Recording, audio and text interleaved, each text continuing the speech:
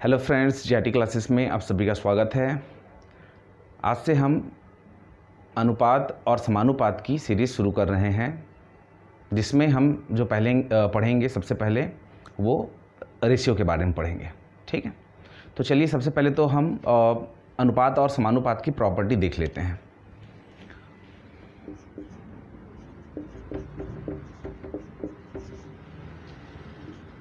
जैसे मैं यहाँ पे लिख देता हूँ A अनुपात B, जिसको हम क्या बोलते हैं A डिवाइडेड बाई B लिख सकते हैं। ठीक है, या A बटे B भी बोलते हैं। ठीक है, इसके बाद में फिर मैं लिखता हूँ A अनुपात B, 4 डॉट लगाएंगे, ये कहलाता है आपका समानुपात C अनुपात D। ठीक है, इसको कैसे लिख सकते हैं, A divided by B equal to C divided by D। इसका मतलब क्या हुआ कि A बटे B का जो वैल्यू होगा वो C बटे D के वैल्यू के बराबर होगा। ठीक है, तो आज हम जो पढ़ेंगे रेशियो का टॉपिक पढ़ेंगे और रेशियो के बेसिक क्वेश्चन टाइप 1 के क्वेश्चन करेंगे। ठीक है, तो चलिए सबसे पहले तो हम लोग जान लेते हैं कि अनुपात होता क्या चीज़ है।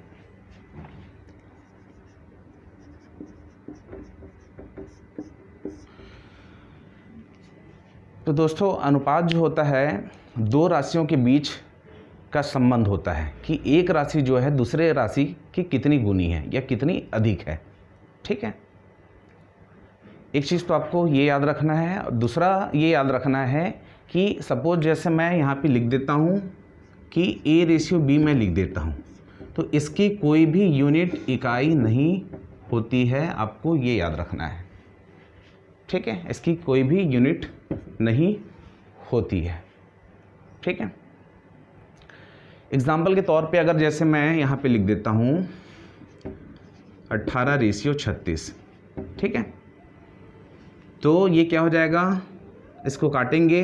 रेशियो का मतलब ही होता है जहाँ तक कटे हमको काटना है। ठीक है, तो 18 कम 18, 18 दूनी 36, तो ये एक रेशियो 2 आ गया, 1 अनुपात 2। तो यहाँ पे जो है एक का कोई भी वैल्यू नहीं है।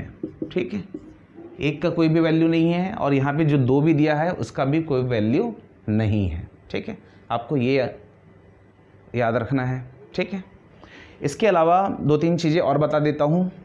जैसे मैं यहाँ पे लिख दिया कि 2 अनुपात 3 और 3 अनुपात 4, तो ये दोनों में से कोई ना बड़ा है ना कोई छोटा है, कोई ना बड़ा है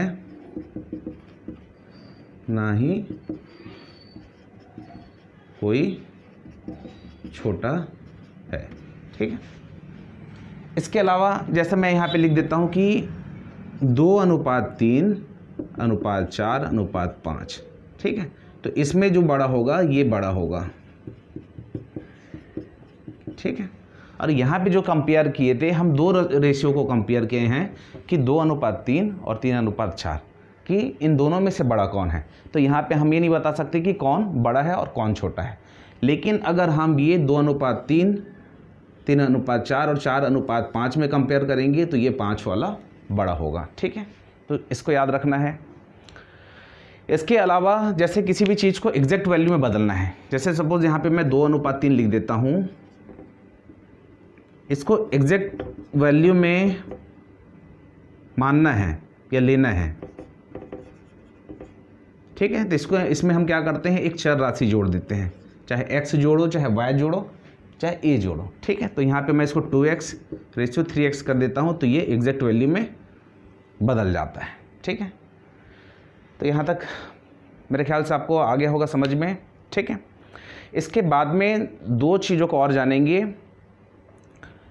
एक जानेंगे कंपाउंड रेशियो के बारे में और दूसरा देखेंगे इनवर्स रेशियो के बारे में। ठीक है, चलिए बात करते हैं कंपाउंड रेशियो के बारे में, जिसको बोला जाता है हिंदी में मिश्रित अनुपात। ठीक है, तो मिश्रित अनुपात को जैसे मैं यहाँ पे लिख दिया हूँ कि A ratio B, C ratio D और E रेशियो F। ठीक है, तो ये मिश्रित कंपाउंड रेशियो को कैसे लिखा जाता है, जैसे ये हो गया A divided by B, C divided by D और E डिवाइडेड बाई F। तो मिश्रित अनुपात के रूप में इन तीनों को मल्टीप्लाई कर दिया जाता है। ACE यहाँ पे लिख दिए, और ये क्या हो जाएगा आपका BDF। तो इस प्रकार का जो होता है ये हमारा कहलाता है मिश्रित अनुपात। ठीक है, इसके बाद में देख लेते हैं हम विलोम अनुपात, जिसको बोलते हैं इन्वर्स रेशियो। ठीक है, इससे रिलेटेड क्वेश्चन आते हैं, इसलिए मैं इसको बता रहा हूँ आपको। ठीक है, इसके अलावा भी काफ़ी सारा कुछ है, तो वो उसके लिए मैं मेरे वेबसाइट में एक लिंक दे दूंगा आपको यूट्यूब चैनल में, आप वहाँ से जाके डिटेल देख सकते हैं। ठीक है, तो बात करते हैं इन्वर्स रेशियो की बात करते हैं।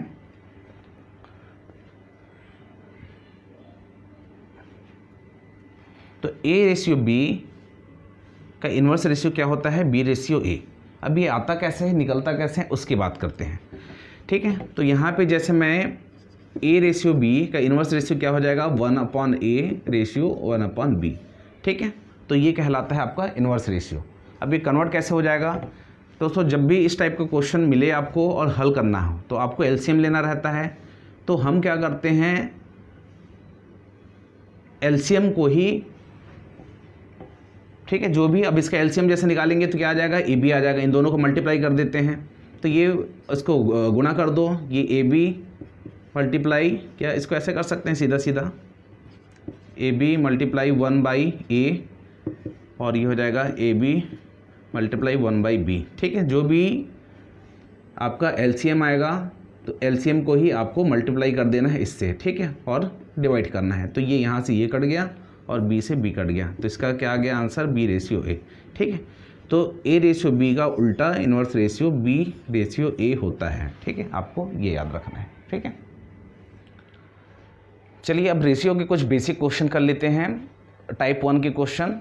ठीक है, आज के वीडियो में हम टाइप 1 के ही क्वेश्चन करेंगे, सेकंड वीडियो में टाइप 2 के क्वेश्चन करेंगे। ठीक है, तो सबसे पहले हम लोग एक क्वेश्चन लिख लेते हैं। तो चलिए दोस्तों, एक क्वेश्चन देख लेते हैं। जैसे एक क्वेश्चन है कि ए अनुपात बी 2:3 है और बी अनुपात सी 4:5 है। ठीक है, तो हमको ए अनुपात बी अनुपात सी ज्ञात करना है। ठीक है, तो इसको कैसे कैसे डिफरेंट तरीके से हम हल कर सकते हैं वो देख लेते हैं। तो ये सबसे पहला जो मेथड है, तरीका जो है, वो उसकी बात करते हैं। तो यहाँ पे सबसे पहले तो सिंपल आपको लिखना है, जैसे यहाँ पे है ए रेशियो बी और है बी रेशियो सी, हमको ये सॉल्व करना है। ठीक है, तो इसको हम लिख सकते हैं 2:3 और ये हो जाएगा आपका 4:5। ठीक है, तो इसको मल्टीप्लाई कैसे करना है और ABC कैसे निकालना है ये देख लेते हैं। तो इसके लिए आपको ये ऐसे उल्टा n बनाना रहता है। आप यहाँ पे गए, फिर ऐसे गए, फिर ऐसे गए, और इसको मल्टीप्लाई करना है। ठीक है, इन दोनों का मल्टीप्लाई हो जाएगा, तो ये 4 दूनी 8 रेशियो, फिर ये 4 तिया 12 रेशियो, और ये 5 तिया 15। ठीक है, तो हमारा A ratio B ratio C का जो आंसर है हमारा यही आंसर होगा। ठीक है, एक तरीका ये है, इससे हल कर सकते हैं। अब बात करते हैं दूसरा तरीका कैसे हल करना है। तो यहाँ पे जैसे क्वेश्चन दिया हुआ है कि ए रेशियो बी और इसको लिखना है आपको बी रेशियो सी। ठीक है, तो इस टाइप के क्वेश्चन के लिए हम इसको, इन दोनों को मल्टीप्लाई करते हैं, इसको मल्टीप्लाई करते हैं और फिर इसको मल्टीप्लाई करते हैं। ठीक है, तो ये क्या हो जाएगा? 2:3 है और ये 4:5 है। ठीक है, तो ये क्या हो जाएगा? इससे मल्टीप्लाई हो रहा है, तो ये 4 दूनी 8, 4 तिया 12 और 5 तिया 15। ठीक है, तो ये हमारा आंसर होगा। ठीक है, तो आप जैसा चाहें वैसा हल कर सकते हैं। ठीक है, अब हम बात करेंगे तीसरे तरीके मेथड के बारे में। ठीक है, जो सबसे ज़्यादा उपयोगी है। अभी हम केवल इस क्वेश्चन को ABC अगर पूछा जाए तभी हम इस तरीके से बना सकते हैं, क्वेश्चन को सॉल्व कर सकते हैं। लेकिन किसी क्वेश्चन में A B C D find करना है या A B C D E तक फाइंड करना है, ठीक है, तो इन सब तरीके में वो नहीं कर पाएंगे। ठीक है, तो आगे का मैं एक तरीका बताता हूँ जो काफ़ी यूज़फुल है। ठीक है, तो ये बात करते हैं तीसरे तरीके की। इसको मैं जैसे लिख दिया कि A रेशियो B और ये हो गया आपका B रेशियो C। ठीक है, इसके बाद में आपको करना कुछ नहीं है, ये जो B है ये इधर मूव करेगा और ये जो B है ये इधर मूव करेगा। ठीक है, तब क्या हो गया? अब इसको क्वेश्चन को लिखते हैं।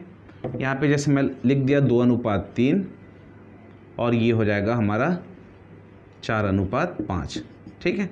तो यहाँ पे देखिए 3 इधर चला जाएगा और यहाँ पे देखिए 4 इधर आ जाएगा। तो अब सिंपली इसको निकालना है, ये मल्टीप्लाई हो जाएगा, 4 दूनी 8, 4 तिया 12 और 5 तिया 15। तो आप इसको ऐसे हल कर सकते हो। जो सबसे बेस्ट जो तरीका है वो आपका ये वाला है, ठीक है। ये आगे जैसे आपको A/B/C या D निकालना रहेगा तो भी आप निकाल सकते हो, E तक का भी निकाल सकते हो। तो अभी तक जो एग्ज़ाम में जो पूछे गए हैं मैक्सिमम E तक के क्वेश्चन पूछे गए हैं, ठीक है।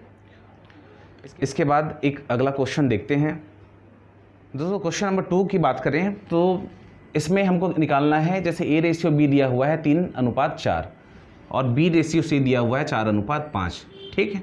तो हमको क्या फाइंड करना है, A/C या A/C हमको फाइंड आउट करना है। अब इसको हल कैसे करेंगे ये देखते हैं। तो ये मैं जो मेथड जो तीसरा जो तरीका बताया हूँ हल करने का, हम उसी को ही फॉलो करेंगे, ठीक है। तो ये हो गया हमारा A/B, मैं लिख देता हूँ,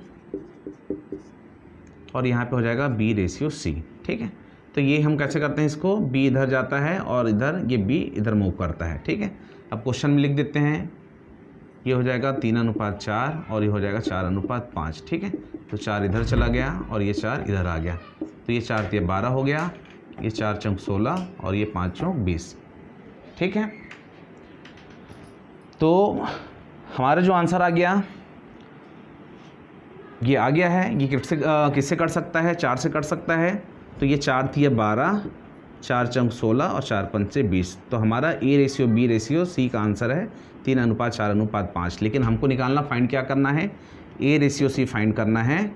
तो हमारा जो आंसर हो जाएगा 3:5, ये हमारा आंसर हो जाएगा, ठीक है। तो क्वेश्चन नंबर 3 को देखते हैं। इस क्वेश्चन में क्या बोला गया है कि A/B बराबर है 2:3, B/C बराबर है 4:5 और C/D बराबर है 5:6, ठीक है।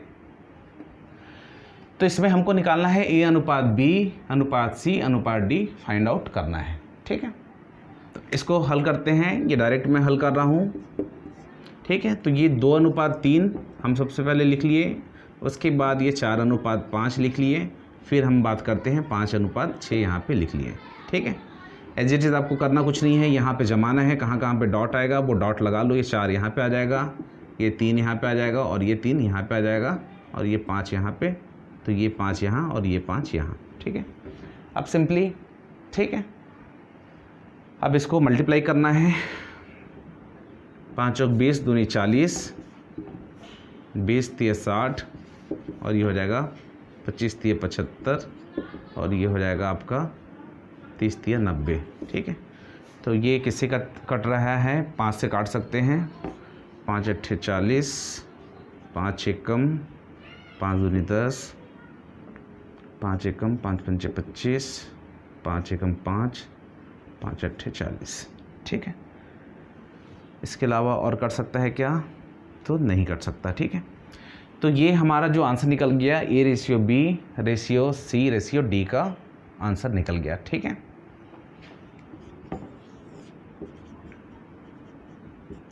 अगर इसी क्वेश्चन में बोल दिया जाए कि आपको जो है A/D का भी आंसर चाहिए, ठीक है। तो A/D का मतलब ये हो गया, तो ये हो जाएगा 8/18, ठीक है। तो ये क्या किससे कट रहा है, 2 चौक 8 और 2 नियम 18। तो A/D का जो आंसर हो जाएगा आपका ये हो जाएगा। तो जैसा पूछा जाए A/C पूछेगा तो आप निकाल सकते हो, वैसे ही A/D पूछा जाए तो हम ऐसे निकाल सकते हैं, ठीक है। इसके बाद एक एग्जाम्पल और देखते हैं। तो इस क्वेश्चन को हमको हल कैसे करना है ये देखते हैं। ये क्वेश्चन नंबर 4 है, लास्ट है। तो आज 4 ही क्वेश्चन हल करेंगे, ठीक है। इसके बाद में कल से दूसरे टाइप का क्वेश्चन हम लोग बनाएंगे, ठीक है। लोग देख रहे हैं तो ये क्वेश्चन क्या है, जैसे A/B/C क्या दिया है 2:3:2 और C/D/E का जो दिया हुआ है ये 3:2:1, ठीक है। तो हमको फाइंड आउट करना है A:B:C:D:E फाइंड आउट करना है, ठीक है। तो मैक्सिमम अभी तक जो एग्ज़ाम में जो पूछा गया है यहाँ तक पूछा गया है। तो ये जो तरीका जो मैं बताया हूँ ये सबसे बेस्ट तरीका है। आप इसमें बहुत आसानी से आप अपना वैल्यू और रेशियो का वैल्यू निकाल सकते हो, ठीक है। तो देखिए इसको लिख लेते हैं, ये डायरेक्ट मैं सॉल्व कर रहा हूँ इसको, ठीक है। या यहाँ पे बता देता हूँ, जैसे ये A:B:C हो गया, उसके बाद ये यहाँ पे आ जाएगा C:D:E। आपको करना कुछ नहीं है, सिंपली ये जो C है इसको आगे लिखना है और ये जो C है आपको इसको पीछे लिखना है, ठीक है। अब यहीं पे इसको हल कर लेते हैं। तो ये क्या हो जाएगा, जैसे 2:3:2 ये हो गया। फिर इसको लिख देते हैं ये 3:2:1, ठीक है। तो यहाँ पे चला जाएगा 2, यहाँ पे चला जाएगा 2, इधर चला जाएगा 3 और इधर चला जाएगा 3, ठीक है। अब सीधा सीधा इसको मल्टीप्लाई करना है। तो ये कैसे हो जाएगा, 3 दूनी 6, 3 3 9 और 3 दूनी 6 और ये हो जाएगा 2 दूनी 4 और ये 2 एकम 2, ठीक है। तो हमारा A:B:C D और E का वैल्यू हमारा ये निकल गया, आंसर हो जाएगा। अगर क्वेश्चन में पूछ दिया कि आपको जैसे B:C ज्ञात करना है, तो B:C मतलब ये हो जाएगा, B:C मतलब 6:9, तो ये कट रहा है तो क्या हो जाएगा 3 दूनी 6 और 3 3 9। तो हमारा जो आंसर आएगा ये आएगा, ठीक है। वैसे कहीं से भी कोई भी क्वेश्चन बन सकता है, आपको अगर पूछ दिया A:D पूछ दिया तो भी आप निकाल सकते हो। तो आप जैसा चाहो आप वैसा आंसर निकाल सकते हैं, ठीक है। तो ये तो बेसिक क्वेश्चन हो गए हैं। कल से और डिफरेंट टाइप के क्वेश्चन देखेंगे, इसके बाद कॉइन वाला क्वेश्चन आएगा, ठीक है। तो दोस्तों आप बने रहिए हमारे GRT क्लासेस के साथ में। अगर आपको GRT क्लासेस के वीडियो पसंद आते हैं तो वीडियो को लाइक करिए, शेयर करिए और सब्सक्राइब करना ना भूलें।